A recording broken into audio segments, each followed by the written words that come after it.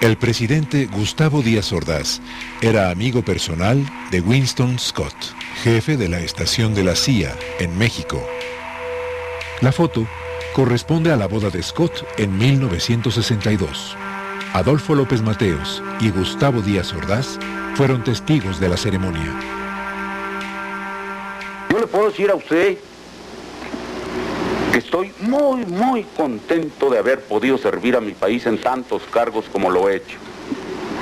Estoy muy orgulloso de haber podido ser presidente de la República y haber podido así servir a México. Pero de lo que estoy más orgulloso de esos 6 años es del año de 1968, porque me permitió servir y salvar al país. Sin mencionarla, Díaz Ordaz se refiere a la amenaza comunista, un fantasma inventado por su gobierno para combatir al movimiento estudiantil. Un documento de la CIA, fechado el 5 de octubre de 1968, establece: no hay evidencia segura de que la embajada cubana o la soviética de México hayan creado los disturbios actuales, a pesar de las reiteradas afirmaciones del gobierno mexicano en ese sentido. Las revelaciones póstumas del secretario de la Defensa, general Marcelino García Barragán, dadas a conocer en 1999, señalan al también general Luis Gutiérrez Oropeza como responsable de permitir que asesores norteamericanos adiestraran a personal del Estado Mayor Presidencial durante el conflicto estudiantil y de ordenar que oficiales de este cuerpo desarrollaran actividades terroristas contra el estudiantado.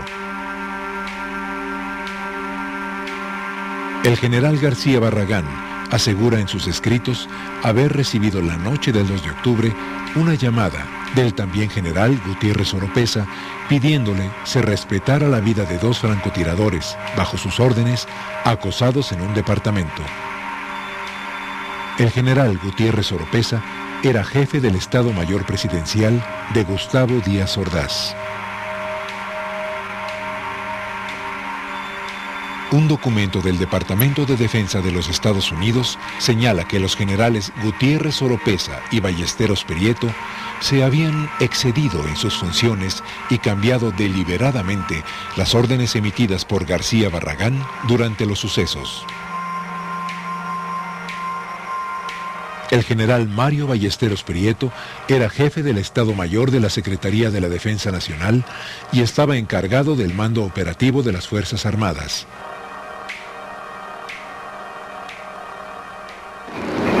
Menciona centenares de muertos. Desgraciadamente hubo algunos, no centenares. Tengo entendido que pasaron de 30 y no llegaron a 40 entre soldados, alborotadores y curiosos.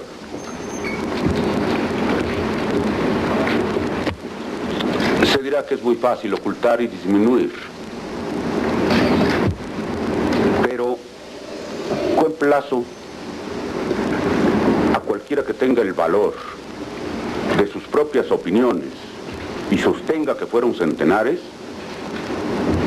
a que rinda alguna prueba, aunque no sea directa y concluyente.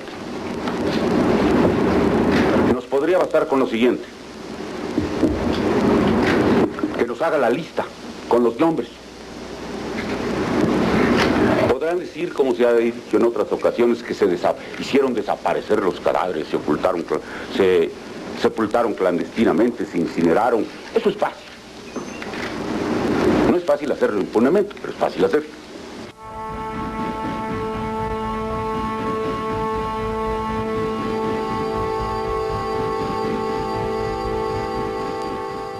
Díaz Ordaz volvía a mentir. Si bien es imposible determinar el número de víctimas por los sucesos del 2 de octubre, en un documento desclasificado del Departamento de Defensa de los Estados Unidos se lee: no pueden encontrarse cifras seguras sobre el número de bajas en la batalla del 2 de octubre. Los reportes recibidos hablan de una alta cifra de 350 muertos. Los mejores cálculos de la embajada estiman que la cifra está entre 150 y 200.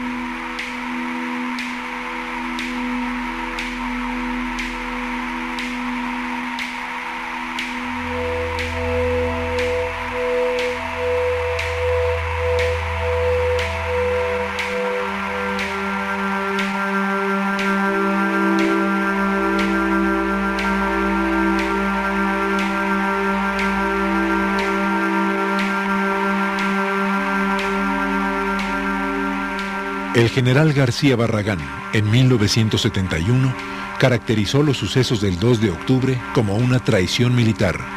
Murió en 1979.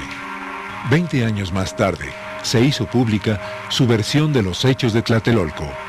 El general Ballesteros Prieto fue relevado por García Barragán tras los sucesos del 2 de octubre y falleció en 1972.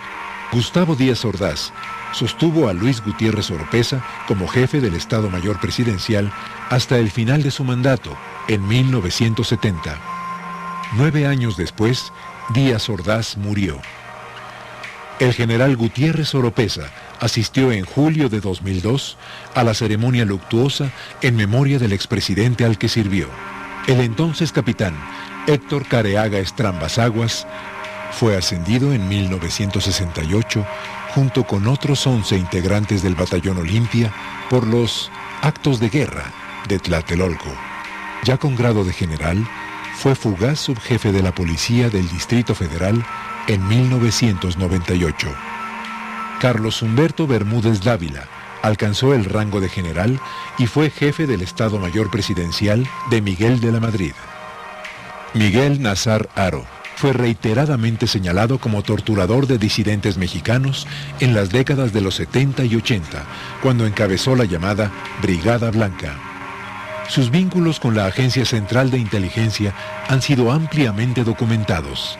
Llegó al año 2002 como director de compañías dedicadas a la seguridad privada. Fernando Gutiérrez Barrios se relacionó en la década de los 70 con actos de desaparición forzada y tortura de integrantes de grupos guerrilleros mexicanos. En 1987 fue gobernador del estado de Veracruz.